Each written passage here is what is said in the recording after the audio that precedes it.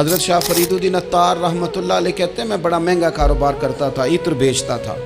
مہنگا کاروبار ہے نا، عرب شریف کے اندر آپ جائیں تو جہاں سونے والی دکان ہوتی ہے اس کے ساتھ خوشبو والی دکان ہوتی ہے۔ مکہ مکرمہ میں دیکھ لیں، مسجد نبوی میں دیکھ لیں، مہنگا کاروبار ہے اور اب میرا بزنس تھا، کاروبار تھا۔ تو آپ فرماتے ہیں کہ ایک دن ایک بزرگ آ گئے، انہوں نے ایک شیشی دیکھی، خوشبو سونگی، دوسری، تیسری، چوتھی۔ اچھے سیل مین آگے بڑھ کے خود کہتے ہیں آپ کو کیا چاہیے؟ میں نے بھی کہا بابا جی کیا چاہیے مجھے بتائیں، کیا دیکھ رہے ہیں؟ تو بابا جی بڑے دھیمے، ٹھنڈے اور حوصلے والے لہجے میں کہنے لگے پتر دیکھ رہا ہوں تیری جان بڑی مشکل سے نکلے گی۔ تو میں نے کہا وہ کیوں؟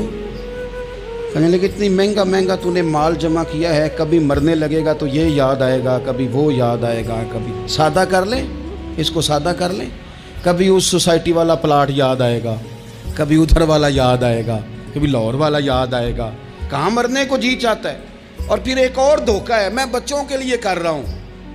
بچوں کے نام تو ایک دھیلا بھی نہیں، وہ تو سارا آپ کے اپنے نام ہے۔ ایسے ہی بہانہ بنائے ہوئے بچوں، کس بچے کے نام؟ بچے نے تو 50 دفعہ کہا ہے کہ وہ ایک دکان بیچ دو، میں نے کام کرنا ہے، تو ابا کہتا مراں گا تو تاں بکے گی۔ کہاں بچوں کے لیے؟ کون کہتا ہے بچوں کے لیے؟ یہ تو خواہشات ہیں جن پر ہمارا اپنا قبضہ ہے، ہر کنجی تو ہماری جیب میں۔ کون کہہ رہا ہے؟ وہ تو کبھی جا کے ملے گا ان کو جب موقع آئے گا۔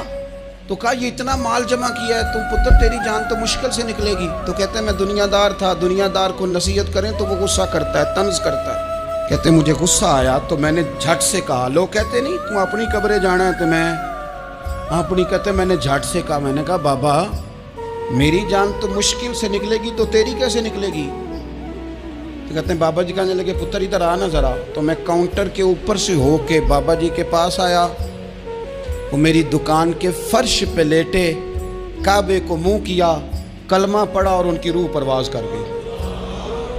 عرش فرشتے بانگاں ملیاں، مکے پہ گیا شور، بلے شاہ اسی نہیں مرنا، اے تے مر گیا ہی کوئی ہور، نالے وارث شاہ وہ کدوں مر دے جنہ کیتیاں نیک کمائیاں نے۔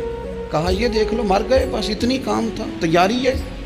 امام غزالی کا آخری وقت تھا نا تو انہوں نے وضو کیا، غسل کیا، خوشبو لگائی، اپنے ہاتھوں سے چادر بچھائی، پھر تکیہ رکھا، پھر لیٹے، پھر حضور پہ درود پڑھا، اور پھر کہنے لگے رب اگر تیری مرضی ہے تو غزالی بھی تیرا تیار ہے۔ بس یہ جملے زبان پہ تھے اور روح پرواز کر گئی۔ موت کو سمجھے ہیں غافل اختتام زندگی، یہ ہے شام میں زندگی، پھر صبح دوام زندگی۔